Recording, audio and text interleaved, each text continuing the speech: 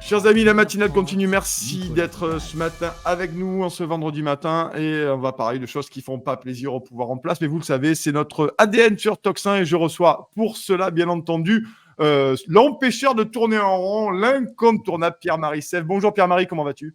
Merci Nicolas, bonjour. Très bien, j'espère que tous les auditeurs vont bien aussi. Oui, tu sais, l'information indépendante, elle est là. Donc, les gens nous suivent de plus en plus. Et merci, vous êtes de plus en plus nombreux. On explose des records d'audience. En tout cas, toi, tu es directeur, entre autres, de l'Institut pour la justice. Et je t'ai appelé, mon cher Pierre-Marie, ce matin parce que tu balances des énormes scuds sur Twitter. Et là, tu nous as sorti le classement Numbeo sur les pays les plus dangereux d'Europe en 2024. Alors, première question, qu'est-ce que le classement Numbeo, cher Pierre-Marie ? Alors, Numbeo, c'est un site internet qui a pour but à la base de comparer les pays et surtout les villes sur des questions diverses et variées et principalement le coût de la vie. Alors, leur grand truc, c'est un indice, c'est une espèce d'indice Big Mac avec, donc, vous voyez, de comparer les mêmes biens dans différentes villes et dans différents pays. C'est un but informatif, c'est un site qui fonctionne bien, qui existe depuis des années, depuis plus de 10-15 ans peut-être. Et donc, ils ont tout un tas de critères, par exemple, le niveau des soins de santé, le nombre, j'avais vu ça très amusant, mais le niveau de la difficulté à se déplacer en ville, donc le trafic, les embouteillages, à se déplacer dans plusieurs villes, voire parfois dans plusieurs pays. Donc, ils ont tout un tas de classements, et il y a un classement, moi, qui m'intéresse depuis plusieurs années. Alors oui, juste pour info, comment est-ce qu'ils classent tout ça ? Ce sont les utilisateurs de Numbeo, il y en a des milliers et des milliers, qui font une espèce de sondage qui est très bien fait, qui est vraiment bien carré, et puis qui donnent leur avis donc sur tout un tas de sujets. Et donc sur les soins de santé, ils ont une quinzaine de questions, ils doivent répondre. Il y a plein de critères à l'intérieur de chaque indice, la durée d'attente, la qualité des soins reçus, etc., etc. Et donc ils font les sondages. Et sur la criminalité, ils ont la même chose. Ils ont fait un sondage et il se trouve depuis plusieurs années. Moi, je le déplore, mais en même temps, je suis content de le voir parce que je trouve que ça montre bien que ce que la plupart des gens ont comme impression n'est pas juste une impression ou qu'un sentiment. Depuis des années, la France est dans le trio de tête. Ça fait pratiquement 10 ans que la France est dans les 4 ou 5 premiers pays d'Europe. Pas du monde, évidemment. La France est à des années-lumière, par exemple, de l'Afrique du Sud ou de choses comme ça. Enfin, des années-lumière. Des années, on va dire, parce qu'on s'en rapproche quand même un petit peu. Mais on en est encore loin, ça c'est certain. Mais au niveau européen, en tout cas, ça fait des années que la France est mal placée. Et là, cette année, en 2024, je regarde régulièrement ce classement. Et là, c'est la première fois que je vois la France, numéro 1 d'Europe en termes d'indice de criminalité, donc pays le plus dangereux d'Europe. Ça fait, alors on est suivi immédiatement par la Biélorussie qui a eu des problèmes politiques majeurs, on veut bien croire. On a la Belgique ensuite, on a la Suède, on a l'Ukraine qui est pas très loin, qui est 7e. Comme quoi, même un pays en guerre, le ressenti des habitants de ce pays n'est pas que l'Ukraine est en permanence à feu et à sang. Certainement que près du front, ça doit être pas facile, mais j'imagine que la plupart des gens qui répondent sont à Kiev et ils vivent pas tellement le front. Voilà. Et donc c'est un indice qui est pas scientifique en soi. C'est un sondage qui est basé sur les utilisateurs, mais moi, je trouve hallucinant que les gens, là, je vois donc, alors ce classement là sur Twitter a eu beaucoup d'échos. Je vois plein de gens qui me remercient d'avoir mis ce classement. Oui, mais il y a des gens parce que tu as quand même critiquent. sur ce classement sur vendredi matin, tu as 861 000 vues, donc on peut dire qu'il y a un certain écho à ce classement. Hein. Voilà, absolument. Et il y a la plupart des gens qui disent voilà, on n'est pas étonné de voir ça, mais il y a quand même certaines personnes qui disent non, mais ce classement est scandaleux, c'est pas scientifique, etc., etc. Moi, franchement, pour Numbeo l'utiliser bien avant que je m'intéresse aux questions de sécurité, je connaissais ce site. J'avais jamais entendu qu'il était critiqué. Et là, comme par hasard, quand la France est mal placée, là, oui, il y a tout un tas de gens, tous ceux qui nient l'insécurité, tous ces gens-là qui disent mais en fait, ce site n'est pas si bien, voire il est carrément très mauvais, et donc ça n'a aucune valeur, etc.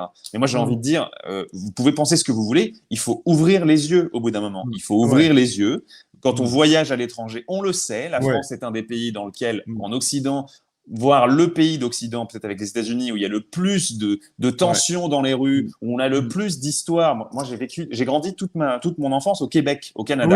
Je ne connais personne ou presque au Québec qui s'est fait voler dans la rue, agresser dans la rue. J'en connais pratiquement pas. En France, j'en connais des dizaines. J'en connais plein.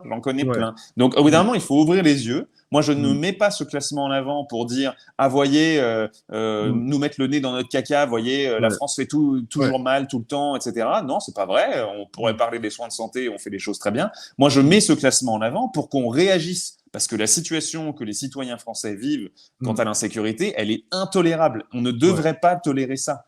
Et donc, il faut réagir. Et donc, c'était le but quand j'ai mis ce classement-là. C'est pas mettre le nez dans le caca, mais c'est dire, il est temps de se réveiller. Il faut tirer la sonnette d'alarme. Il y a un vrai sujet au niveau de l'insécurité en France.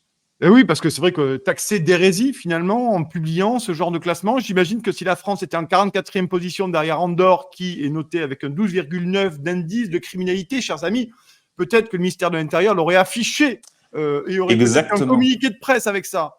Exactement. Ouais. C'est ça qui est tragique.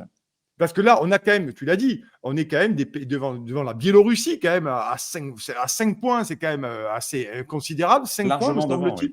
Et on se retrouve dans des situations absolument dingues. Et je partage ton analyse, je vois la Croatie, je vois notamment la Croatie ou d'autres. C'est vrai que je suis assez d'accord avec toi. Quand tu vas dans ces pays, tu arrives avec le postulat que tu vis ce que tu vis en France, tu prends les mêmes précautions dans ces pays. Et en réalité, tu te rends compte rapidement au bout de quelques heures ou même quelques minutes que l'espèce de surabondance de précautions que tu prends n'est pas du tout nécessaire dans bien des pays de Mitteleuropa ou d'Europe du Sud, hein. Clairement. Complètement. Et puis même, moi, j'ai envie de répondre encore à ces gens qui nient l'importance de ce classement-là. En fait, il y a d'autres indicateurs très objectifs, pas du tout basés sur des sondages, qui montrent que la criminalité en France est hors de contrôle. Je vais vous donner 2 exemples. Premièrement, c'est le nombre d'homicides. La France a le plus grand nombre d'homicides en valeur absolue, pas en valeur relative, d'Europe. C'est-à-dire que on a plus de 1000 homicides par an en Europe. Il n'y a aucun pays d'Europe qui atteint ce niveau-là, y compris des pays de taille tout à fait comparable, type l'Allemagne qui est autour de 800. Donc, alors que l'Allemagne est même plus peuplée, hein. Il y a bien 10 ou 15 millions d'habitants de plus en Allemagne qu'en France. L'Italie, qui a pratiquement le même nombre d'habitants, est à 3 fois moins d'homicides. On est à 360, 350 homicides en Italie. L'Espagne en a encore moins. On est à moins de 300. Donc, au niveau des homicides, qui est l'indicateur par excellence, en fait, tout le problème là, c'est que les comparaisons internationales en matière de criminalité sont compliquées. C'est difficile d'avoir une vision très claire. Mais en même temps, c'est pas du tout impossible de dire l'Afrique du Sud est plus dangereuse que la France ou que Andorre. Ça paraît évident. Donc il y a bien des moyens, il y a bien des différences. C'est pas parce que c'est difficile de les comparer que c'est impossible. Donc il y a les homicides dont je vous ai parlé. Puis il y a un autre indicateur, Eurostat, l'organe européen chargé des statistiques, nous donne un très bon indicateur, les coups et blessures volontaires. La France est championne d'Europe par habitant de coups et blessures volontaires. Voilà, on est devant la Belgique et puis on est très largement devant les autres pays d'Europe.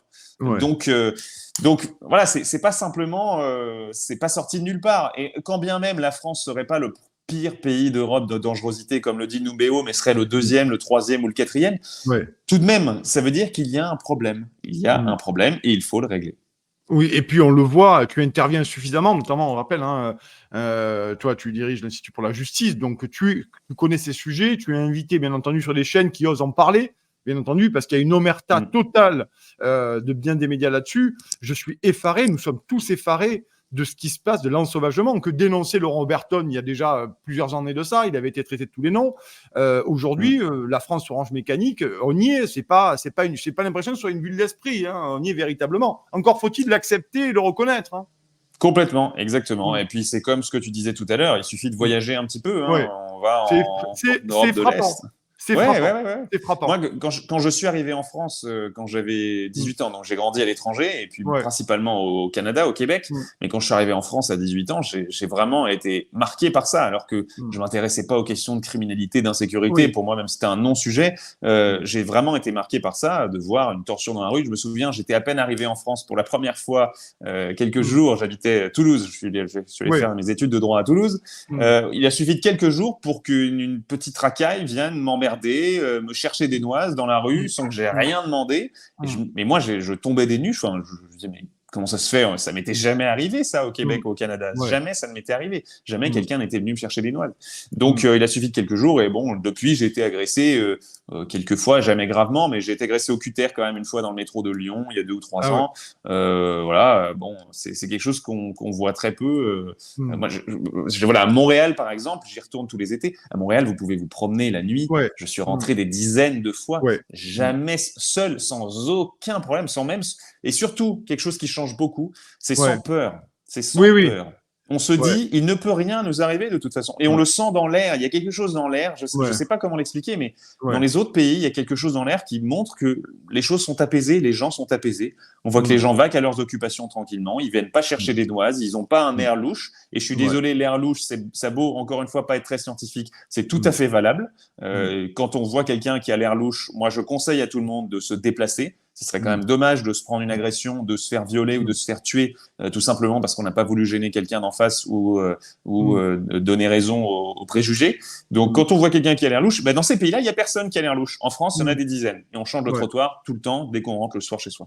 Ouais, c'est compliqué et c'est vrai que personnellement, je sors plus à l'aise à Budapest ou à Zagreb ou dans n'importe quelle capitale ou ville, grande ville européenne, qu'à Montpellier, voilà, où d'ailleurs la délinquance atteint des sommets à Montpellier que je crois que les gens qui n'y habitent pas ne mesurent pas. On parle de Bordeaux, on parle de Nantes, on parle de Marseille, on parle de Lyon, on parle de Paris, mais Montpellier est devenu en quelques années, a véritablement basculé dans quelque chose qui est absolument effrayant. Là-dessus, finalement, je voudrais qu'on parle aussi, merci Pierre-Marie d'être là ce matin, merci à toi, tu es beaucoup assisté, donc merci de prendre ce temps-là. On parle un peu de la Nouvelle-Calédonie parce que j'ai l'impression que Emmanuel Macron s'est tapé 22 heures de vol, il est arrivé hier et finalement, il veut rester encore parce que finalement, le temps sur place, et lui, il parle carrément d'insurrection historique, je lisais ses premières déclarations. Est-ce que là... concrètement, Macron est en train de se rendre compte que là, la situation est de ce terme insurrectionnel. Ben oui. Moi, depuis le début, je me dis, il faut faire très attention à l'outre-mer parce que, surtout quand on habite en métropole, on se rend pas compte.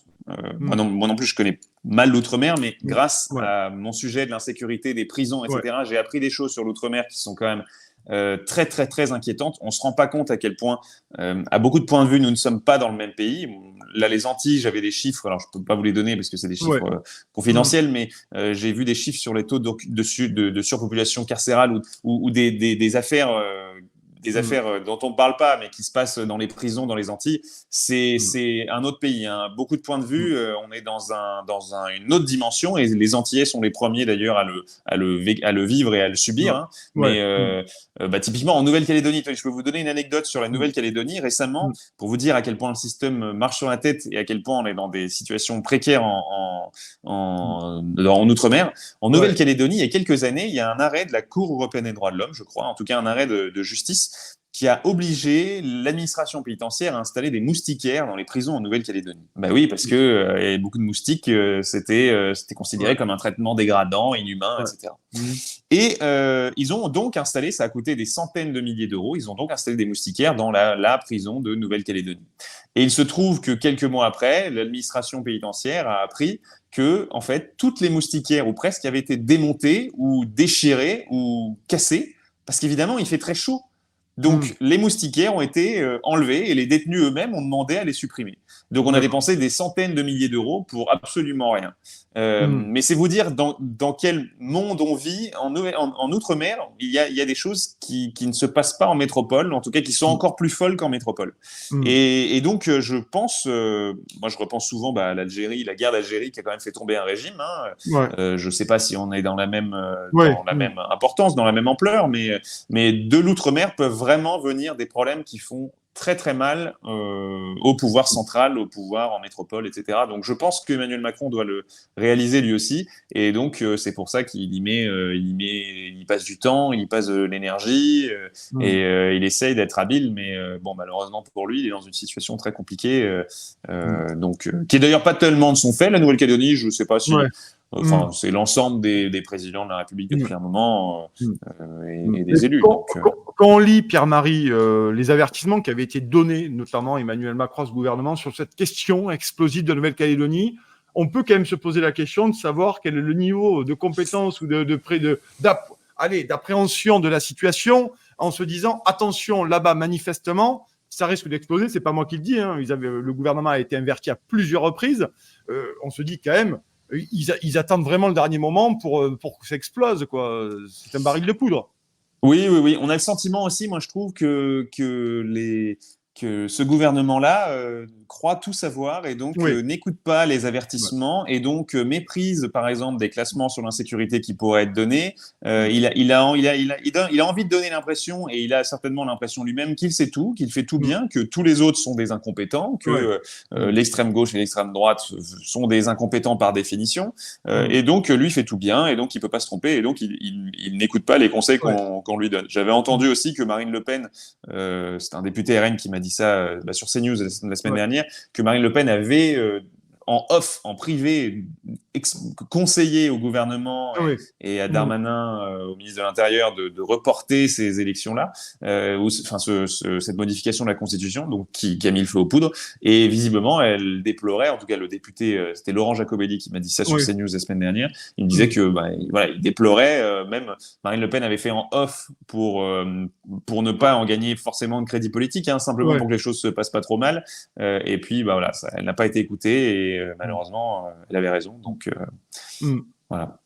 En tout cas, c'est un nouveau bourbier pour la Macronie et celui-ci, il est quand même assez costaud. On se rappelle des émeutes en juillet dernier qui avaient été endiguées avec beaucoup de difficultés. J'ai quand même l'impression que là, on est quand même sur quelque chose d'encore plus haut en termes d'insurrection. On verra bien. En tout cas, merci Pierre-Marie de nous avoir commenté ce fameux rapport, comme tu le dis, controversé de Numbeo, mais qui nous donne quand même une idée de là où se trouve notre pays. En tout cas, apparemment, on est bon au football, mais on est excessivement bon aussi en indice de criminalité. Merci Pierre-Marie d'être venu ce matin par les locaux de Toxin. Merci beaucoup de nous avoir accordé cet entretien, ce décryptage en tout cas. Voilà. Merci à toi, Nicolas, et merci à Allez. tous. Bonne journée. À très bientôt. Merci Pierre-Marie.